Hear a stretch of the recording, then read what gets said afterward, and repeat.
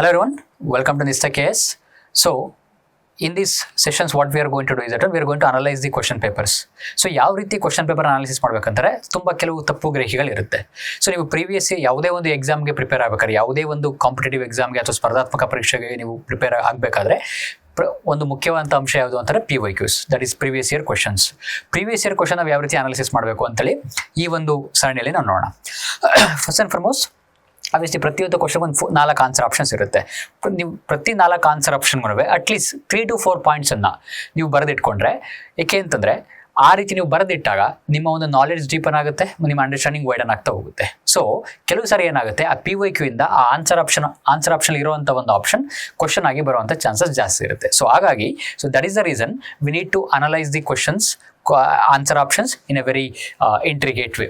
Just knowing about 3 to 4 points about each and every option. Let's see how we are going to do it, and we are going to do it for many questions in the coming sessions. So ಮುಂದೆ ಬರುವಂಥ ಸೆಷನ್ಗಳಲ್ಲಿ ತುಂಬ ಕ್ವಶನ್ಗೆ ನಾವು ಈ ರೀತಿ ಮಾಡೋಣ, particularly ಹಿಸ್ಟ್ರಿಯಲ್ಲಿ. So my name is Guru.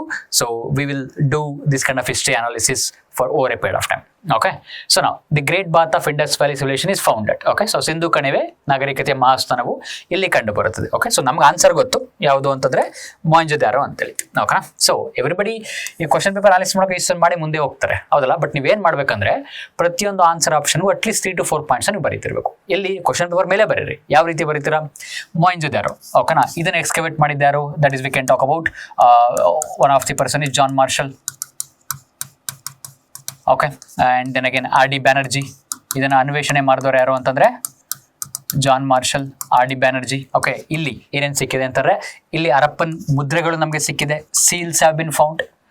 Okay. ನಂತರ ಮೊಹೆಂಜೊದಾರೋಲ್ಲಿ ಓಕೆನಾ ವಿ ಕ್ಯಾನ್ ಟಾಕ್ ಅಬೌಟ್ ಇದನ್ನು ಮಡಿದವರ ದಿಬ್ಬ ಅಂತೇಳಿ ಸಹ ಕರೀತಾರೆ, ಮೌಂಡ್ ಆಫ್ ದಿ ಡೆಡ್. ಮಡಿದವರ ದಿಬ್ಬ ಅಂತೇಳಿ ಕರೀತಾರೆ. ಇದು ಯಾವ ನದಿ ದಂಡೆ ಮೇಲಿದೆ? ಇದು ಇಂಡಸ್ ನದಿ ದಂಡೆ ಮೇಲಿದೆ. ಓಕೆನಾ? ಸೊ ಈ ರೀತಿ 4-5 ಪಾಯಿಂಟ್ಗಳನ್ನು ಪ್ರತಿಯೊಂದು ಆನ್ಸರ್ ಆಪ್ಷನ್ಗೂ ನೀವು ನೋಡ್ತಾ ಹೋಗ್ಬೋದು. And at the same time ಇಲ್ಲಿ ಪ್ರವಾಹದ ಒಂದು ಎವಿಡೆನ್ಸ್ ನಮಗೆ ಸಿಕ್ಕಿದೆ, ಪುರಾವೆ ಸಹ ಇದೆ, that is a flood evidence. ಅದೇ ರೀತಿ Ropar, Mohenjodaro of course present in Pakistan. Ropar ಇದು ಪಂಜಾಬಲ್ಲಿ ಇದೆ. ಇದನ್ನು ರೂಪ್ನಗರ್ ಅಂತೇಳಿ ಕರೀತಾರೆ. ಓಕೆನಾ? ರೂಪ್ನಗರ್ ಅಂತೇಳಿ. ಇದನ್ನು ಎಕ್ಸ್ಕವೇಟ್ ಮಾಡಿದ್ದು YD Sharma. Okay. YD Sharma. The person who excavated is YD Sharma. At the same time ಸ್ವತಂತ್ರ ನಂತರ ಸಿಂಧು ಕಣಿವೆಯ ಒಂದು ತಾಣವನ್ನು ಮೊದಲು ಎಕ್ಸ್ಕವೇಟ್ ಮಾಡಿದ್ದು ಯಾವುದು ಅಂತಾರೆ? Ropar. Okay. The first excavated site after independence.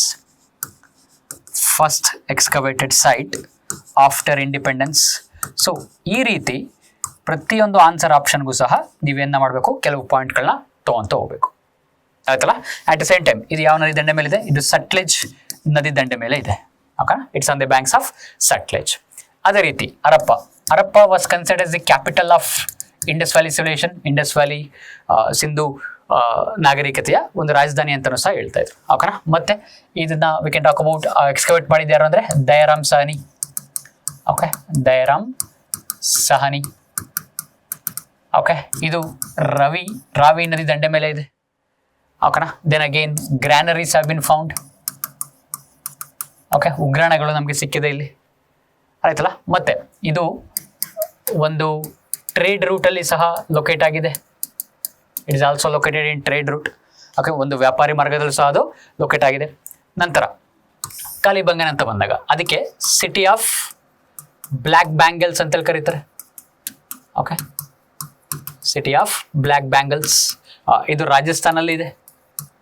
ಓಕೆನಾ? ದಟ್ ಈಸ್ ಸುಟ್ಟ ನಗರಿ, ಬಳೆಗಳನ್ನು ಸುಟ್ಟ ನಗರಿ ಅಂತೇಳಿ ಕರೀತಾರೆ. ಓಕೆನಾ? ನಂತರ ಇಲ್ಲಿ ಕೆಳಕೋಟೆಯಲ್ಲೂ ಸಹ 2 ಭಾಗಗಳಿರುತ್ತೆ. ಇಡೀ ಇಂಡಸ್ ವ್ಯಾಲಿ ಸಿವಿಲೈಸೇಷನ್ಲಿ ಕೋಟೆಗಳಿರುತ್ತೆ. ಎಲ್ಲಿ ಒಂದು western side as well as eastern ಸೈಡಲ್ಲಿ.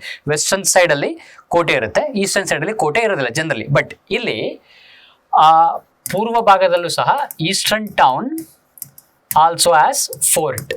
ಓಕೆ. ಅಲ್ಲಿ ಸಹ ಕೋಟೆ ಇದೆ. ಮತ್ತು ಇಲ್ಲಿ ನಮಗೆ we have found fire altar. ಓಕೆನಾ?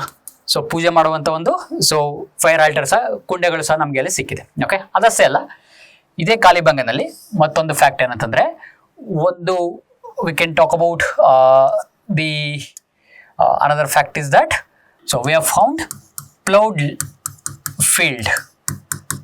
ಓಕೆ. ಉತ್ತಿರುವಂಥ ಒಂದು ಅದು ಉಳುಮೆ ಮಾಡಿದಂಥ ಒಂದು ಭೂಮಿ ಸಹ ನಮಗಲ್ಲಿ ಸಿಕ್ಕಿದೆ. ಸೊ ಈ ರೀತಿ ನೀವು ಪ್ರತಿಯೊಂದು ಆನ್ಸರ್ ಆಪ್ಷನ್ಗೂ ನೀವು 5 ಪಾಯಿಂಟ್ಸ್ಗಳನ್ನ ಅಥವಾ 3-4 ಪಾಯಿಂಟ್ಸ್ಗಳನ್ನ ಮಾಡ್ತಾ ಹೋದ್ರೆ ಮ್ಯಾಕ್ಸಿಮಮ್ 5 ಪಾಯಿಂಟ್ ಅಂತ ಅನ್ಕೋಣ. ಸೊ ಜಸ್ಟ್ ಇಮ್ಯಾಜಿನ್ ನಿಮ್ಮ understanding of that particular subject ಆ ಒಂದು ಕ್ವಶನ್ನ ಯಾವ ರೀತಿ 360 ಡಿಗ್ರಿಲಿ ನೀವು ಅನಾಲಿಸಿಸ್ ಮಾಡ್ತಾ ಹೋಗ್ತೀರಾ ಅಂತ ಅಂದ್ಬಿಟ್ಟು. ಓಕೆ, ನೀವು ಯಾವುದಕ್ಕೆ ಬೇಕಾದ್ರೂ ಲಿಂಕ್ ಮಾಡ್ಬೋದು, ಇಷ್ಟೇ ಮಾಡಬೇಕು ಅಂತ ನಾವು ಯಾವುದಕ್ಕೆ ಬೇಕಾದ್ರೂ ಲಿಂಕ್ ಮಾಡ್ತಾ ಹೋಗ್ಬೋದು. ಸೊ ಇದೇ ರೀತಿ ಮುಂದಿನ ತರಗತಿಗಳನ್ನ ನೋಡ್ತಾ ಹೋಗೋಣ, ಮುಂದಿನ ವೀಡಿಯೋಸ್ಗಳನ್ನ ನೋಡ್ತಾ ಹೋಗೋಣ. So stay tuned. Thank you so much. Keep watching Nishtha KS.